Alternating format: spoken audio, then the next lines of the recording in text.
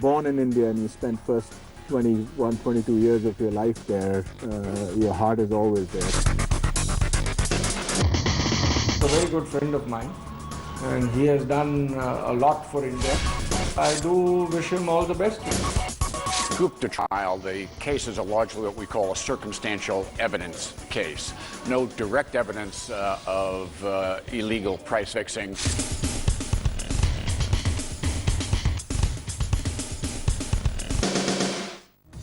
Hello and welcome. You're with We Mean Business. I'm Shweta Rajpal-Kohli. As the Rajat Gupta trial goes underway in the Manhattan Federal Court for securities fraud and insider trading, his friends, including Reliance's Mukesh Ambani, author Deepak Chopra, CII President Adi Godrej, DLF promoter KP Singh, and many other leaders of corporate India have come out in his support, praising him, calling him a man of great integrity, signing up to a website, Friends of Rajat Gupta.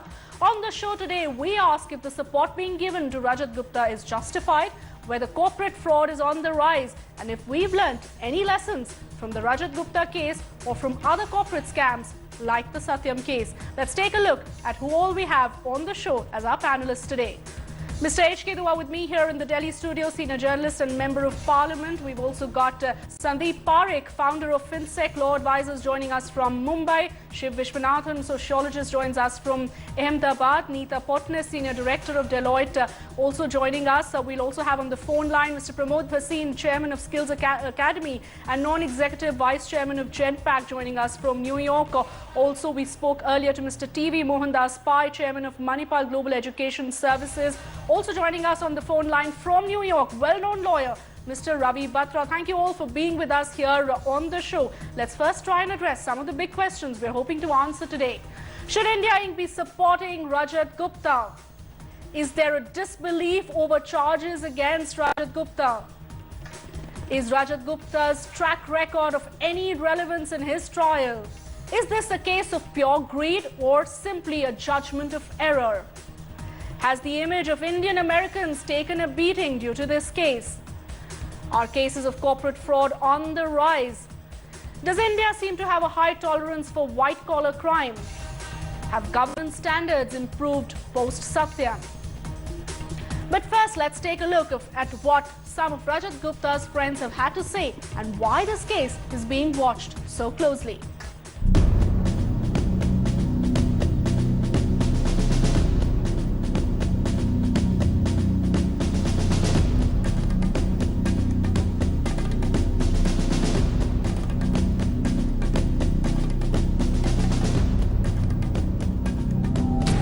India's biggest business tycoons and Rajat Gupta's distinguished friends, fighting a vociferous support struggle online as the accused under trial, where there's a fierce storm of indictments at the Manhattan Federal Court for alleged insider trading fraud.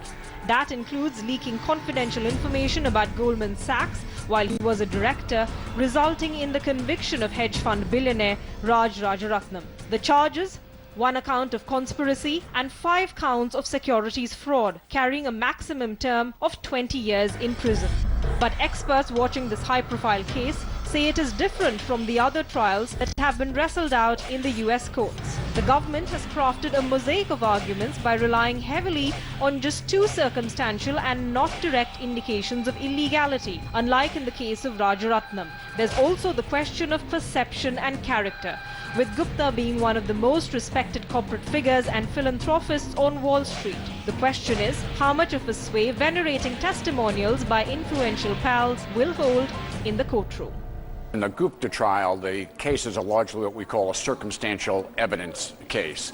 No direct evidence of illegal price fixing, but a lot of facts that the government will put together to create a mosaic to attempt to persuade the jury and convince the jury that price fixing occurred.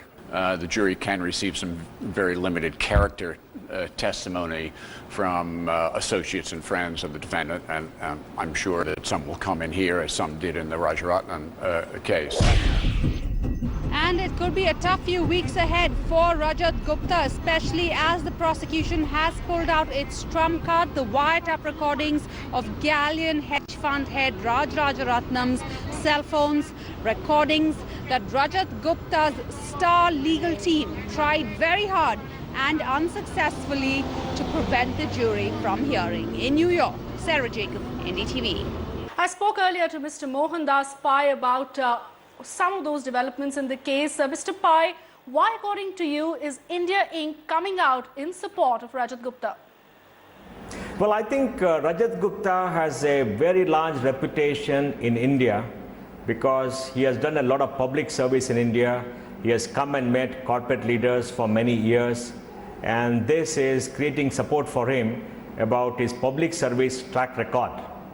And I'm sure when the trial is held, when the sentencing comes, or when the judge or the jury considers what he should do to atone for whatever he has done, his public service will come in the way of possibly lessening the sentence, if any, or to demonstrate that there was no criminal intent or that he had a very clean record till this incident happened. The fact that people are coming out in support is possibly a testimony to the work that he has done. But I would go by the view of the judge, who's reportedly to have said that even if a saint commits a bank robbery, the saint has to undergo trial for a bank robbery, and the fact that the person is a saint will be of limited value when it actually comes to the judgment, but whatever has been done should be taken into account while the trial goes on for sentencing. So it has a limited value. Right, but Mr. Pai, is it also a sense of denial in a way about some of those serious charges against Rajat Gupta? The fact that someone of his repute possibly can't commit a crime like that. Do you see that sense of denial with those letters of support that we've seen on that website? Well, I think it's not a state of denial, but a state of disbelief that a person of such stature, a person of such a public record could actually do this. And I think it's in response to the bad mouthing that he got, to his being treated like an ordinary criminal by certain people who are baying for his blood. This is by his friends just to demonstrate that, hey, you know what? Yes, maybe he has committed a mistake. There's been an error of judgment, and he should be punished for that, or he should go on trial for that. But overall, he is not a person who has a bad track record. He is a person with a great public service record. So I think he's in response to a sense of disbelief, not to a sense of denial, because the evidence that is coming out about his having made a call, the call being tracked and recorded, is becoming more and more clear. Right, some of that evidence extremely clear. But Mr. Pai, are there some lessons that we need to learn out of this case? Lessons there for corporate India and corporate America? Yes, I think there are lessons for all of us in India and all around the world. That one, we have to play by the rules, irrespective of our background. Once we accept a fiduciary responsibility. Two, the rule of law should prevail. Howsoever mighty you are, howsoever big you are, you must follow the rule of law, and countries governed by the rule of law will ensure that you follow the rule of law. And three, we need to be extremely careful that we observe the rule of law not only by the letter of the law but also the spirit of the law.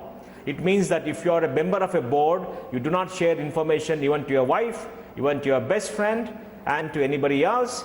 And if you're a member of a board or of a body like that, and you adhere to a code of conduct, you follow the code of conduct. And if you don't follow the code of conduct, be prepared to face the consequence.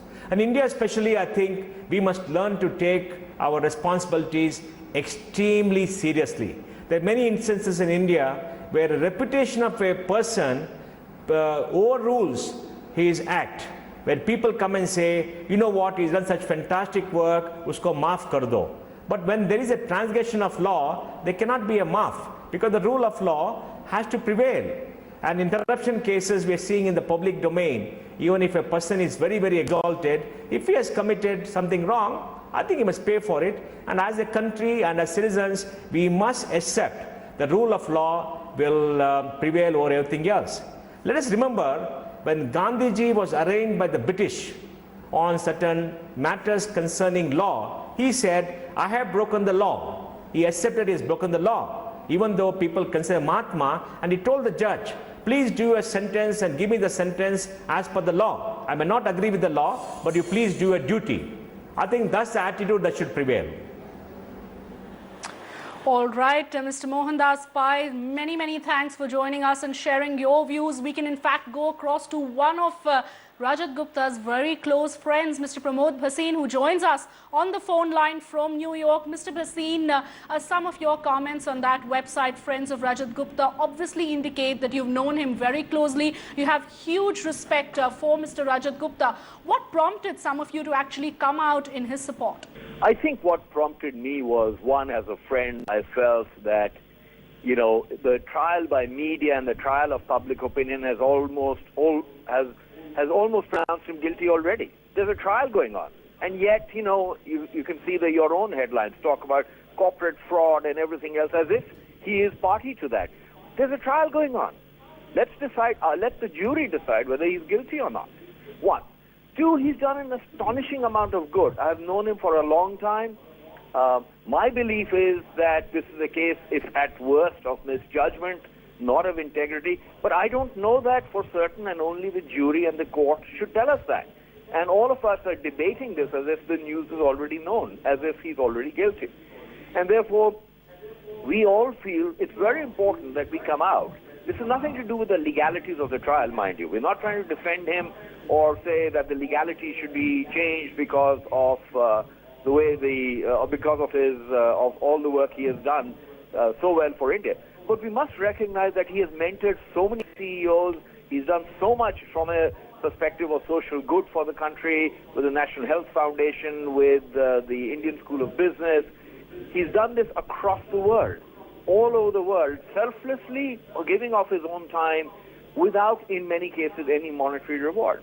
We just wanted that to be heard as well, because that coexists with the trial. But let's not have a trial by media and by public opinion which pronounces him guilty before the jury has finished its work. That's what I find really offensive, and I think that is something that we must be very careful of. Deciding, we don't have the facts. There is only circumstantial evidence. I'm sure more facts will come out. I'm sure the prosecution believes it has a case. I'm sure the defense believes it has a case. Let that process go on before we decide to completely ruin someone's reputation by deciding that he's guilty. Perhaps he's made a bad error of judgment. The law must take its course. We're not trying to defend that.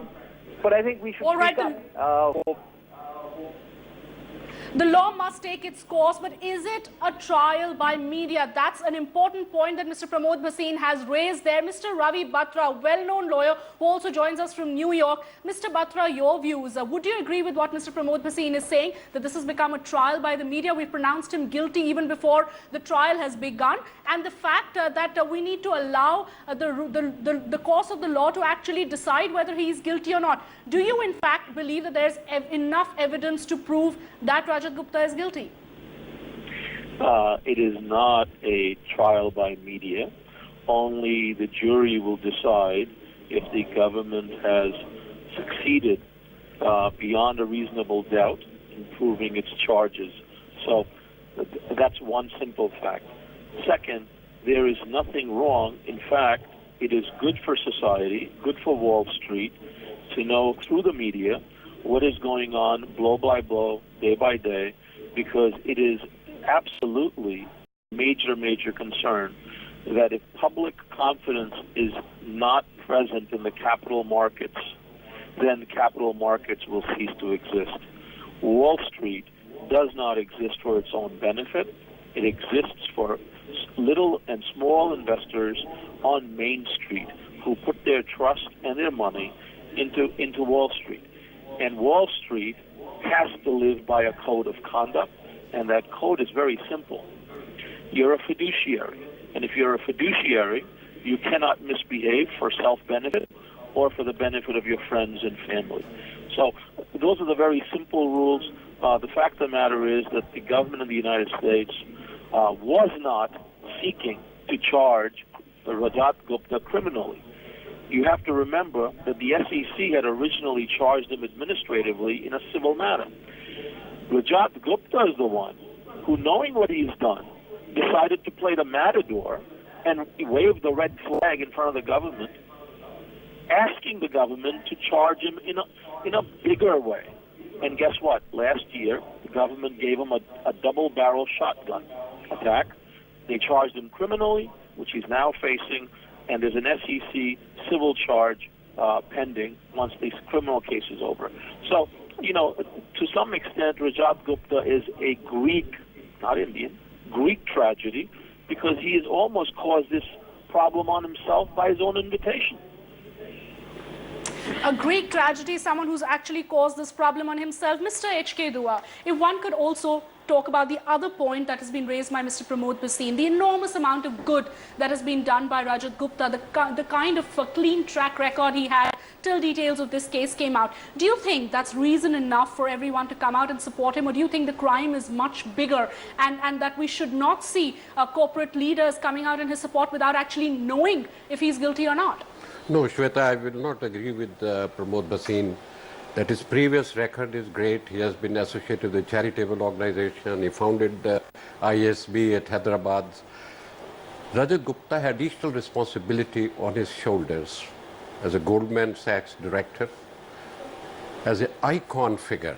Now, he should have been the role model of the people. He had become the first Indian to reach those heights, to head a global company, and to be on the board of many other global companies. Now, this was a special responsibility for him to guide his own reputation, the responsibility to the post he was holding, and he had become kind of an icon on behalf of India. Now, that image has been sullied definitely.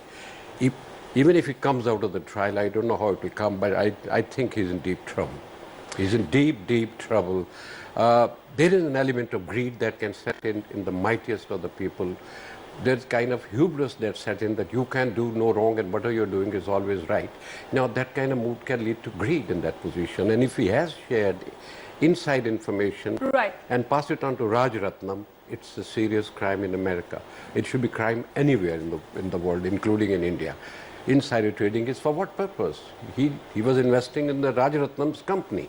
Now, little tip to him can be converted into millions of dollars for investment by Rajaratnam, who is his friend. That he has not denied anywhere. Now, neither his lawyer has denied that. That lawyer saying the circumstantial evidence, that's what I saw it on the clip. Right. Now, circumstantial evidence plus doesn't necessarily go in favor or against. That's for the court to decide, so I will not prejudge the court's decision. But to say that he was associated with good causes, well, that's not a mitigating factor, not at all. Let me get Mr. Pramod Bhasin to actually respond to that. Mr. Bhasin, would you like to respond to what Mr. H.K. Dua is saying? Yes, absolutely. The fact that his I think we've already decided he's guilty and that he's greedy. I mean, why do we do this? I don't understand it. And yes, he's in deep trouble, but is he? Of course he is, because he's lost directorship, credibility, reputation has been harmed.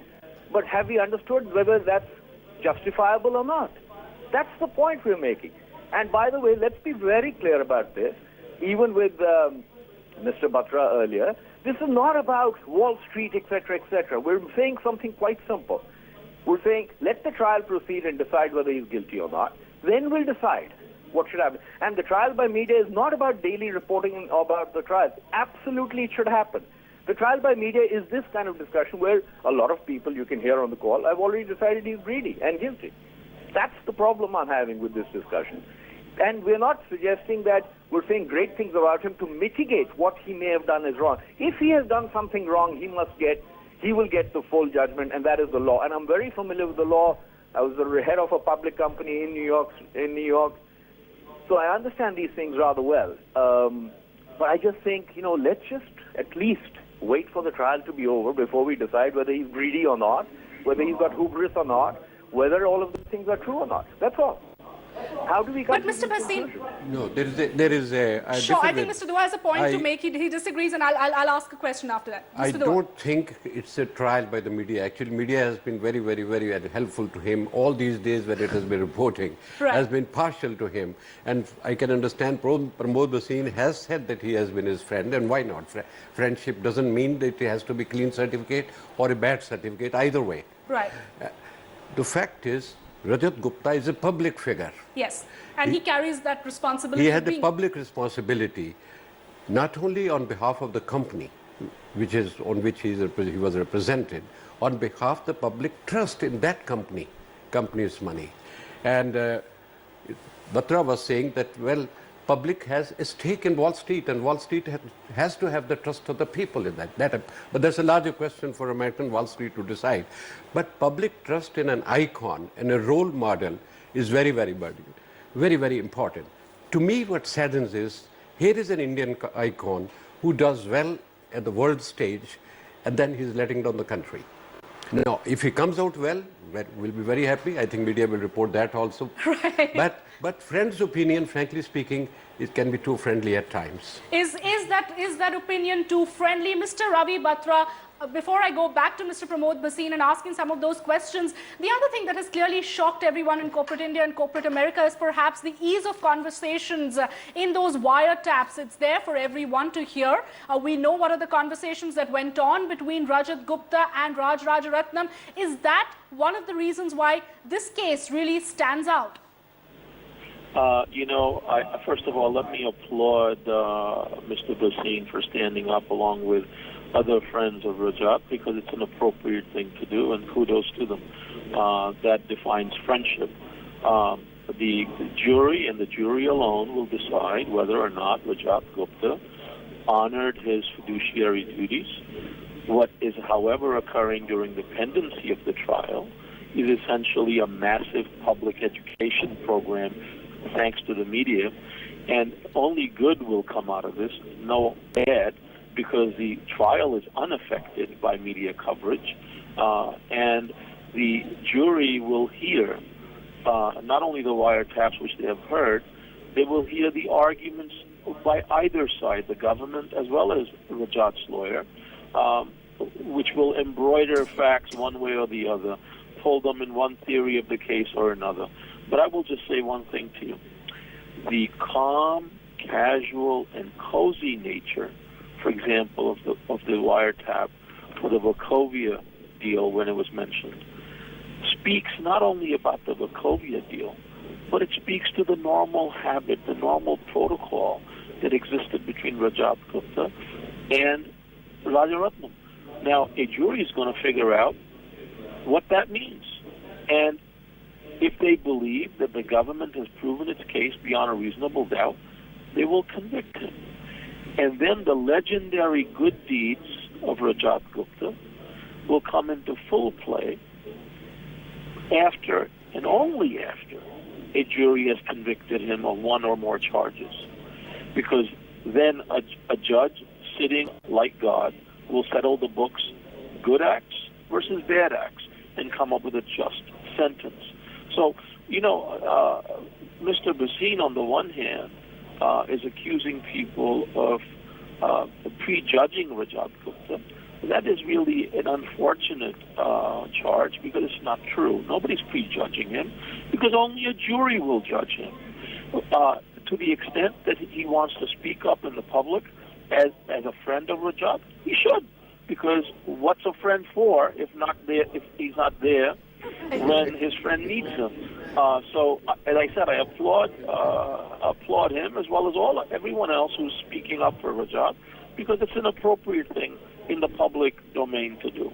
But at the end of the day, there's a larger issue playing out. It's pretty sad if it turns out, and a jury so believes, that confidential information was leaked to a non-appropriate party, in this case, Rajaratnam. And if that is the MO of Wall Street needs to change its modus operandi and become the Boy Scouts they were supposed to be, because they're playing with other people's money. and other people's money is in trust with them. And they've got to give that little investor on Main Street a fair and a square deal. Okay? So when you have preferential treatment with leakage of confidential information, that damages public confidence in the capital markets, and that is not, frankly, acceptable to society, because society will not have capital market growth. And Mr. Bhasin cannot dispute that issue, because he's well aware that without investor confidence in capital markets, there will be no capital markets. And the fact that Mr. Bhasin, why don't you actually respond to Mr. Bhatt, I'm going to get Mr. Bhasin to actually respond to some of those things. And one point that I'd like to ask Mr. Bhasin also, much as you're accusing the media and the rest of us of prejudging Rajat Gupta before the trial is over, by coming out in his support, aren't you prejudging the case as well? Not at all. I'm stating the facts when I come out of his support. I mean, which one of these facts is not true? He started ISB, he started the Public Health Foundation, he worked with the Prime Minister, he's worked across the world. These are facts. These are pure facts, so there's no judgment of the trial. I actually agree and with how what would you Ravi's respond? just said. And how would you respond to the fact that especially means that he carries that additional responsibility because he was a role model and perhaps he's let down many of his fans, many of his followers by not fulfilling that responsibility if proven guilty? I agree with that point. I agree. If proven guilty, why are we deciding this now? That's the entire point I'm making. I actually agree with what Ravi has just said, and I think he said it very well. I really dislike the cozy world of Wall Street intensely. Okay, I really, really dislike it. I've always disliked it. I've thought it needs regulation. The regulations must be enforced very forcefully. In fact, I believe, or at every occasion, because it's the only way, small investors like us have confidence. I absolutely agree with Ravi on his point, and he's right. The jury will decide. My only point is that my point to Mr. Batra I would just make is that it's everybody else who is already making the case of whether he's guilty or not. The trial is very complicated. By the way, I've been there. It's very complicated. It's a public hearing. Anybody can go. There are many legal points. There are many technical points. There are many issues that need to be debated. So I think most of us outside really don't know what's going on or really don't know the full facts. We hear one recording and we've decided based on that. There are 20 other things that are being discussed by the judge and the jury. The judge, I believe, is excellent. The prosecution and the defense are very good. There's 1,000 complications here before we can come to any kind of conclusion on this. And therefore, I would prefer to hold my peace and opinion. I decided I couldn't have an opinion on this case because it is complicated with a lot of technical and other issues which Mr. Batra will know much better than I will, which don't allow us, based on which we can't say, I think this or I think that. We just don't know enough. So I think that I would make that point. And I think, the capital markets, I absolutely agree with them. Need regulation, they need confidence, and we should go for it. And if, in fact, it turns out that the jury, for whatever reason, says, okay, he is guilty, I will join the chorus also of saying, he has hurt the image, etc. Today, I don't believe that because I just don't know, and I'm not going to stand here and say he's done this or he's done that without knowing that. That's all. I mean, I know it may seem like a narrow point.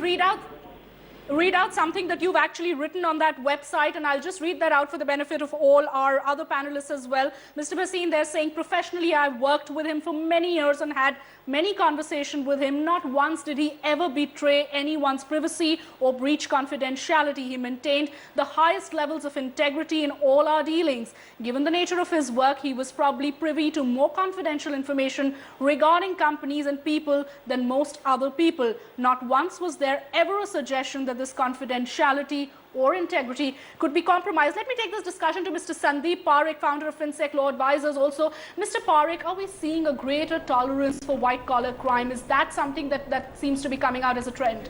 First of all, I'd like to comment on this till now, I think 80% of the time has gone towards defending Rajat Gupta. So it's more of a defense by media rather than a trial by media. Secondly, I think I think Mr. Dua is agreeing, and he is nodding in agreement. And in fact, he had a point to make when Mr. Bhasin was speaking that neither can we prove him guilty nor can we prove that he is innocent. Go ahead, Mr. Parekh. Yeah, we are not trying to prove him guilty in this show or in any other show. I think people who are defending him are mistaking the facts. I think all the facts are in public domain, which are going to be used by the prosecutor, which are being used by the prosecutor. We know that at a time where he claims to be estranged from the Galleon founder, within 23 seconds of a board meeting, he calls up not his wife, but the estranged friend of his, which is Rajratnam, and within a few minutes of that gentleman trades. I mean, these facts are in public domain.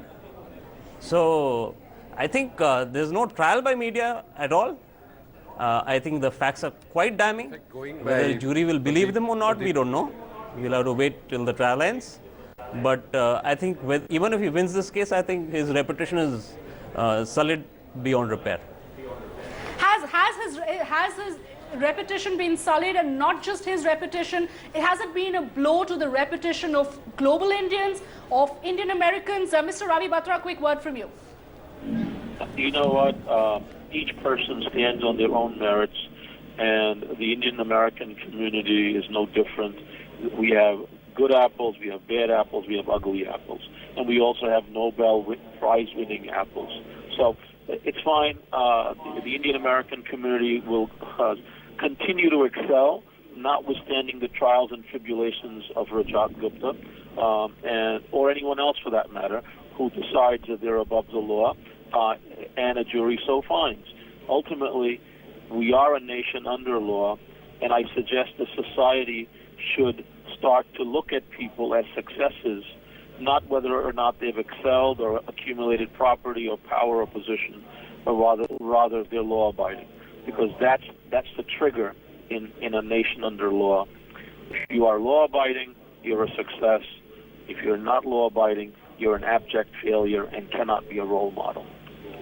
All right, and we'll have to wait till the jury decides on that. A quick word from Shiv Vishwanathan on the psychology behind committing a crime like that, if at all. Again, we're saying if at all. What, according to you, Shiv, could be the motivation for it? Because in this case specifically, the argument also by many of his friends and supporters has been that Rajat Gupta really did not make money in this, and it was something which was done perhaps for a friend, but he did not do it with criminal intent, and he did not make money out of it. Can I make 3 points? First, I've never seen a Greek tragedy combined with an Indian farce. I think we are confusing two things here. The trial is drama and the socio-drama of Rajat Gupta. And if you look at it, I think the socio-drama is something that we have to look at carefully. 3 parts to Rajat Gupta. The icon who's receiving a trial by halo and good conduct certificates from his friends. I can understand that. But there are 2 other sides to Rajat Gupta. The shadow and the double. When Rajat Gupta associates with a man like Rajaratnam, you wonder what is it that drives these people to talk about wider issues to a hedge fund developer. And then there's the shadow. I don't think Rajat Gupta comes out as clean as the good conduct certificates delivered to him. And I think in a deep and fundamental way, this is the drama between the icon, the shadow, and the double. And unless we look at this psychologically, I don't think we can understand this. The law will take its course, but sociodrama will take its own course. And here Rajat Gupta comes out as a complex, ambiguous figure. Establishing the Indian school of business is not going to exonerate him. At that level, I think we need a deeper psychology. And it's a pity that Rajat Gupta's corporate friends have taken a Greek tragedy and reduced it to an Indian farce. Right, is this clearly socio-drama playing out, as Shiv has perhaps rightly put it, or are there just 2 sides to the personality? One that the friends are talking about, and one perhaps which we're seeing really the trial that is going on. Mr. H.K. Dua, a quick word from you on the fact that there could be 2 sides to his personality and the friends continue to be in disbelief. No, many an icon in the history has fallen, an entire Greek tragedy based on successful men who thought highly of themselves. and that arrogant pride led to the tragedy. This can happen in Rajat Gupta's case. He cannot be an exception. The charge with Pramod Bhasin is making that it's a media trial. That's not true. That means only the praises will be allowed. That's to influence the media trial. But if there's a criticism, will not be allowed. Now, a public figure is under public scrutiny also. Now that I think if there are 20 sessions or more trial have to take place, I'm sure NDTV or other channels and newspapers will come 20 times, 20 stories. Icon cannot be a private figure when he commits a crime. All the more he has responsibility much greater to behave like an icon. He should have been ideal business executive who had leading a global company and set global standards. This is not the standards which we expect for an Indian great success story abroad. Not at all. Mr. Pramod Bhasin, very, very strong words there coming from Mr. H.K. Though I know you've made the point that it cannot be trial by the media and we cannot decide that. But at the same time, if I could also try and understand from you the entire psychology behind a white-collar crime. Are you in complete denial that something like this can happen? This is what a question. I mean, look, we're talking about what he's done well. Of course it can happen. It happens, unfortunately, far too regularly. And as I have said categorically, when the jury pronounces the rule of law, they will take action. And when they pronounce whether he's guilty or not, that's when it will take action. Let me respond to a couple of other things that were said earlier. We were saying he's guilty, and therefore, but equally, we are saying he's not guilty by writing. There is a presumption in law that you are innocent and guilty. I hope all of us on the call know this. I hope certainly that we're aware that people are innocent till they're proven guilty. This is an old concept. Two, as you say to us, as you talk about white-collar crime, there is too much of it. Ravi Batra said it eloquently. And particularly, I think in areas, certainly in India also, there's way too much of it. So I think it should be fought tooth and nail. And I absolutely agree, again, with Mr. Dua, when he's saying as an icon, you can't do this. Agreed. If he's done it as an icon, 100% agreed. Shouldn't do it, takes the image down, all of that happens. Let's decide once we know more of the facts. Last one I would point out, when Sandeep was stating what he claims to be certain facts, those facts are wrong. I know the facts well. Those facts, the way they were stated, were wrong. That's why I think most of us should not do this trial ourselves, because very often we'll get certain angles of those facts wrong or certain timelines wrong. It's a very complicated case. I would rather leave it to the judge and the jury, who are, I think, far more in control of the facts than we will ever be. Mr. Batra, a quick question to you. The fact that his track record has been impeccable, that he's done such good, not just for India, the fact that he's had such a glorious career, do you think any of that will hold any merit during the case? It has a limited use and limited introduction at trial, and the court, Judge Rakoff, who's a phenomenal judge, has permitted that kind of evidence to come in. But keep in mind, that is not the main issue. Whether someone is guilty or innocent is not determined what they did outside, before or after a bank robbery. They still have to stand trial for a bank robbery, even to their Mother Teresa, as the judge so well said. So, but I just want to say one thing. I don't think, and I should have said this earlier about the Indian American community. Let's not forget that the prosecutor in this case, who's presiding over the Southern District Prosecutor's Office, is none other than Preet Bharara, who has defended the United States in terror cases, all sorts of misconduct, public corruption, as well as an attack on Wall Street. I mean, he is doing to Wall Street what Rudy Giuliani did to the mob. And I was just with Rudy last night at an event, and you know something? Preet Bharara is the unquestioned hero of this entire macabre event, because there's no joy. No one can feel happy that Rajat is going through this. No one can feel good about this. And you can see the pain and you can see the tragedy. But it is a tragedy. And that's why I made the point earlier that he was only being charged with an SEC administrative hearing when he went and sued the government of the United States and said, no, fry me in a bigger frying pan. And you know what? He got his wish. And I'm really sorry that he did, because it's not good for him. It's not good for anybody. But at the end of the day, capital markets need public confidence to exist. And people have to understand that if they're a fiduciary, they've got to honor the fiduciary duties. And they're not that very complicated. It just means be honest. Play by the rules. All right.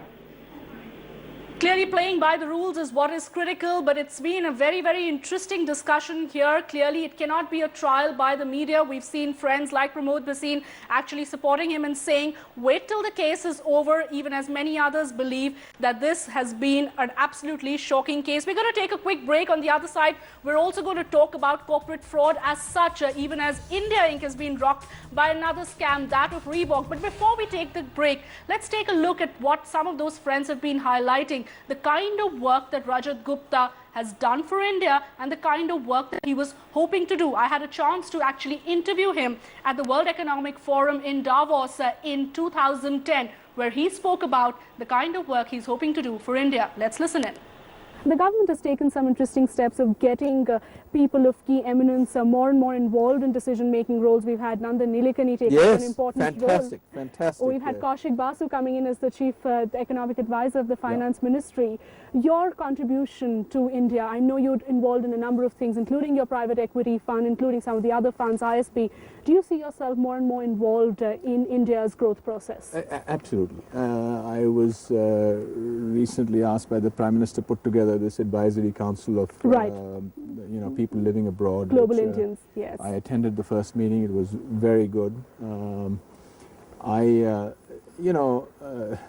If you are born in India and you spend the first 21, 22 years of your life there, your heart is always there. So, my feeling is that, for the rest of my life, I'll spend a lot of time in India doing whatever I can. And, I consider it a privilege to be able to do that. And it's very satisfying to see some of the things progress. And, when I go to ISB graduation, I see 600 kids graduating and their families come there. I say, well, 10 years ago, this didn't exist. And that's a very wonderful feeling.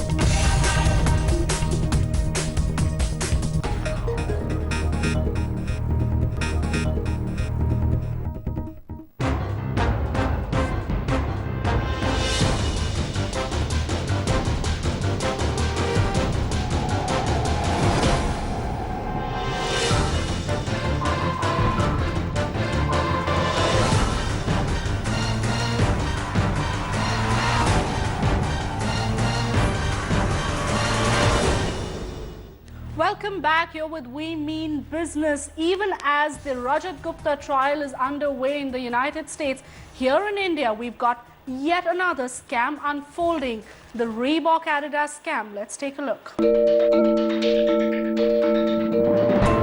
It may be the best recognized shoe brand globally, but there's little doubt no MNC would like to be in Reebok's shoes today, as the company's India operations are hit by a whopping 870 crore rupee white-collar fraud, with the blame pointing to none other than the former MD Subhinder Singh Prem and COO Vishnu Bhagat. It's a potboiler of sorts, replete with secret warehouses filled with stolen merchandise, falsified bills and clandestine operations that included siphoning off goods and selling them to fake companies and non-existent distributors. A full investigation is underway and the case has now even been referred to the SFIO. But as we wait for the mystery to unravel, some serious questions that need immediate answers. Why is India Inc. so susceptible to white-collar crime? Have these repeated instances of corporate fraud clouded India's image globally? Despite a Satyam behind us, have we failed to put in place effective corporate governance practices? And have such instances put under suspicion the credibility of a whole host of stakeholders, including independent directors and company auditors? A speedy investigation is in the interest of everyone, but given that the poster boy of corporate fraud, Satyam's Ramalinga Raju, is out on bail, we will have to only hope against hope. In Mumbai, Nikhil Namdar, NDTV Profit. Neeta Potnis, Senior Director with Deloitte, is also with us on the show. Neeta, to talk about the kind of white-collar crime that we're seeing, is it that we have now more sophisticated tools to detect the kind of crime that is taking place, or is it that the number of cases are clearly on the rise? I'll answer your second question first. If media headlines are any indication, we clearly see that the number of corporate frauds are increasing. Various surveys which have been carried out also indicate that the corporate frauds are on rise. Not only that, it also indicates that corporate frauds are expected to grow in future as well. Are there tools, sophisticated tools which are available now to investigate corporate frauds? Answer to that is yes, there are. Today, technology is being used extensively by fraudsters in communication, in creating various documents which are used to perpetuate frauds, in communication like emails, and many a times the evidence is available in the digital form. To investigate these corporate frauds effectively and to preserve and present evidence effectively, various tools are being used today, like computer forensic work, special tools which are available to identify emails where the evidence is hidden from the thousands or lakhs of mails which are available. Identification of particular call which fraudster has made, which has an evidence. Technology is being used extensively to investigate frauds. Right, a lot of use of technology, but Sandeep Parekh, if I could also try and talk about the laws that are there in India right now and the kind of lessons that we've learned from scams like Satyam. Do you think corporate governance rules have actually improved, norms have improved post Satyam, or do you think we've not learned any lessons at all? We've actually not learned any lessons at all. In fact, Satyam, if you look at, it's what, 4 or 5 years old now. Not a single victim has got a single rupee in India, whereas in the New York courts, investors of ADR investors in Satyam actually got money, and I was actually involved with that. I acted as expert witness for the plaintiffs in New York. But just look at the contrast in India. Nobody's got anything. So we've probably written a lot more laws after Satyam, but have they been enforced? Has there been any beneficent impact on the Indian investor? And the clear answer is no. I think the kind of silver lining is that institutional investors today are making a lot more noise, which is great, I think. And it started from the Satyam episode. They actually had to, this is before the fraud unraveled. The board had to actually reverse the infamous proposed merger which they had planned. So I think institutional investors making a lot of noise has started since the last 5 years, and I think that's a positive sign. Whether we're going to see a huge change in enforcement by Indian regulators, we need to see that. I've not seen any evidence of that happening over the last few years. All right, Shiv, explain to us the psychology of a white-collar criminal. Is it always greed that seems to be the guiding force? Take the Reebok case, for instance. It can be greed. Yeah. Look, it can be greed, desire, opportunity. But I think what we have to understand to a certain extent is just calling it white-collar crime already whitewashes it. I think what we are seeing is crony managerialism and crony capitalism. And I think we have to call a spade a spade. And I think what we are really doing here is to try to say there is a lot of concern about it, but I don't think we're looking at the nature of the crime and the criminality of a man in a position of leadership or high in a position of management. I think what we're trying to see is only look at consequences. I think here we've got to understand is greed is too naked a term. There's desire, there's ambition, there's a question of power, there's a question of being able to get away with a crime because it's so technical. I don't think we're looking at the full drama. And I think one of the tragedies we're facing here today is what I call the simplification of storytelling. Whether it's Reebok or Rajat Gupta, I'm afraid the story is not being told because we're not understanding the psychology and sociology of it. We think it's only between law and economics. And because we're doing it, I think there is a simplification which is actually becoming a failure of capitalism, because it's a failure of trust, it's a failure of information, and it's a failure that in a deep and fundamental way, capitalism is not part of the democratic imagination or the rule of law. In that sense, are we talking about clearly capitalism being redefined, and perhaps some of these scams, once again, a reminder of how our models, economic models, clearly need an overhaul? Sandeep, a quick word from you clearly on how we need to actually strengthen some of our systems to ensure that we do not see some of these scams making headlines time and again. So the first pieces started being in place already. As I said, institutions are making some noise. We've got some proxy advisory firms which are kind of which give recommendations on how to vote to institutional investors. So I think that's a positive development. None of this actually goes to fraud. It's more preventive and it's kind of more longer term. I think we've written enough laws over the last, probably since the year 2000. We've written lots of laws. Corporate governance norms are pretty much at par with the rest of the world. So I think we're okay with writing of good laws. I think we are not so okay with enforcing them.